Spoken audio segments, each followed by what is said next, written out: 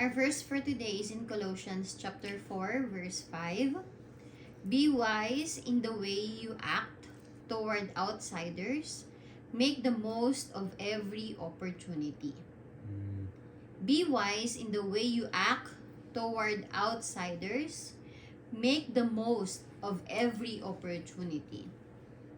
How does God want you to act when you are around people who do not know Him? Be nice to everyone so you can show them the true God is. You make God. Yung benefits of believing God. Kasi kung nagsisinungaling ka, mayabang ka, you think nire-represent mo si Lord. Diba? Share a time when you were tempted to join the crowd in sin. Parang kayabangan. Share a time when you were ano. tempted to join the crowd. Join the crowd in sin. No. Seryoso? Wala kayong para lang para makisama ka sa mga tao? Ay, I'm May not, ginawa kang hindi maganda? I'm not an attention seeker, bro. hindi ako ganyan. Hindi ako. Ako nangyari sa akin yan. Hindi naman parang kasi yung boss ko ngayon, siya yung parang lagi siyang naninira ng tao, ganyan. Tapos, alam mo yung parang lagi siyang nagkukwento sa'yo tapos wala kang reaksyon. Mga ganon. Ganon kasi ako. As much as possible, ayoko mag-react. Tapos, syempre, minsan parang feeling ko, nagmumukha na akong tanga-tanga sa kanya na siguro hindi marunong mag-English to or mag-react to, mga ganun. So, minsan nag-react ako. Pero, nakaka-consent siya kasi parang feeling ko, parang nabuyo ko pa or nadagdagan ko yung inis niya sa tao, parang ganun. 'Di ba? So, yun. Isa yun sa parang masasabi kong join the crowd. Parang ganun. Moment ko. Kayo, sigurado kayong wala? Sigurado kayong wala? Kunwari, sinabi ng mga friends nyo, Naraskin, sabihin mo sa magulang mo na huwag ka na munang umuwi o kaya pumunta tayo dito pero hindi talaga ganun. O I see. I'm not a crowd pleaser, guys. Totoo naman kasi ibig sabihin nun, nakagawa kayong pagkakamali kasi nakisama kayo sa ibang tao. Mga ganun. O. Si Carlin yung ngiti niya, may naalala siya eh. Halatang meron eh. Ako meron sa work ko rin. Ah. Isa sa mga work ko sinasabihan si Don. Inaasar-asar niya. Hurry up! Eh, niraradyo ko rin. Tapos sasaraduhan namin siya pa. Mabilisan niya forklift. See? Katawaan. Diba? May mga bagay tayong ginagawa na pwedeng hindi natin nare-represent si Lord.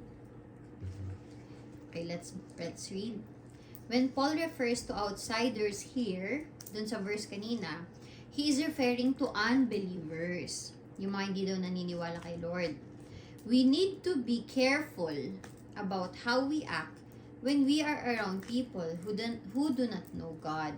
Oh, reminder din to sa akin. It can be, especially ngayon, Carlin Charles, that we are here in Canada, may mga tao na hindi naniniwala kay Lord.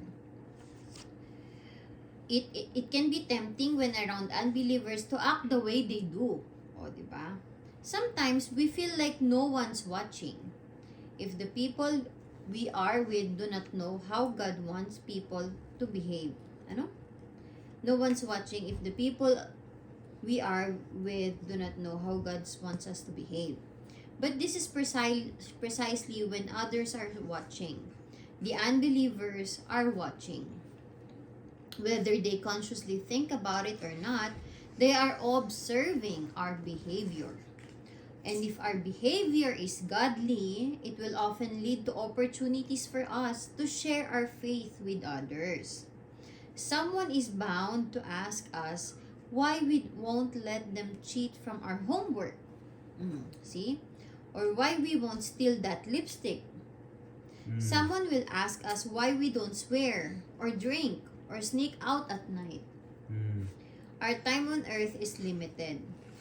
We need to make the most of it by honoring God with our actions, especially towards outsiders. What did you guys get? I-honor daw po natin si God. I-honor natin si God. And Alam nyo, everyday, we have to honor the Lord, glorify the Lord in everything that we do. Pero nga sa DBS ngayon, ang focus natin dito is yung mga outsiders. Ibang So we tao. have to be aware kung sino yung mga outsiders sa buhay natin. 'Di ba? Sino yung mga outsiders, yung mga taong hindi nakakakilala kay Lord, 'di ba? So it is very important na, and hindi naman natin madidistinguish lahat ng yan, 'di ba, Carlin Charles? May mga taong naniniwala kay Lord, pwede, pero hindi nila na-experience si Lord. Hanggang salita lang yung pagkakakilala nila kay Lord. 'Di ba? Yup. Kaya, since di natin kilala kung sinong outsiders at hindi natin malalaman palagi, di ba? So, it is very important that we treat everyone in a good way. Dapat palagi tayong maging mabait, palagi nating iisipin sila bago tayo, di ba? Kasi, that is how God wants us to be. Gusto niya na maging selfless tayo. Huwag puro sarili natin ang iniisip natin. Kailangan mahalin natin yung kapwa natin. And alam nyo kung ano yung napakahirap ng gawin nun, diba, te? Yung maging mabuti kayo, It's hard yung to be uunahin humble. niyo yung ibang tao, diba? And alam nyo kung ano yung foundation para magawa niyo yun? Ako alam ko, Hmm. isipin mo na lang na si Lord nag-sacrifice dito. Alam mo kung iisipin mo lang yun, Napakahirap. ibig sabihin lang nun, na parang, kung iisipin mo yun, ibig sabihin, nararamdaman mo na mahal ka ng Panginoon. So, dapat, you always remind yourself na if God loves you, then you should love other people as well. 'Di ba? And para ma-experience mo talaga ang pagmamahal ng Diyos sa buhay mo, it is important na magkaroon ka ng relationship with the Lord. Kaya we are encouraging you guys na everyday mag-devotion kayo. Kasi that's how you get connected with the Lord. Doon niya kayo makakausap, and doon niyo rin masasabi yung mga gusto niyong sabihin sa Kanya. And by doing so, you are starting a good relationship with the Lord, and doon niya mas mapaparamdam yung pagmamahal niya sa'yo. Pag overflowing na yung pagmamahal ng Panginoon sa'yo, you cannot stop yourself but love other people as well and do good things. Kasi, isipin niyo to pag ang tubig punong-puno na sa baso, Mabigat. diba, nag-overflow siya, lumalampas siya.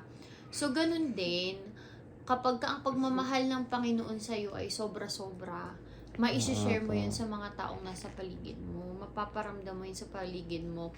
And ganun din naman, kapag kunwari, nag-overflow din yung blessings ng Panginoon sa'yo, di ba? You are not, the tendency is hindi ka magiging madamot sa mga kapwa mo or sa mga taong nasa paligid mo. Di ba? So, for us to treat outsiders in a good way, napaka-importante yung foundation natin, and that is Jesus. Bible. Okay? And always read your Bible. Okay. Can you pray, Charles? Ate? Te? Okay, I'll pray.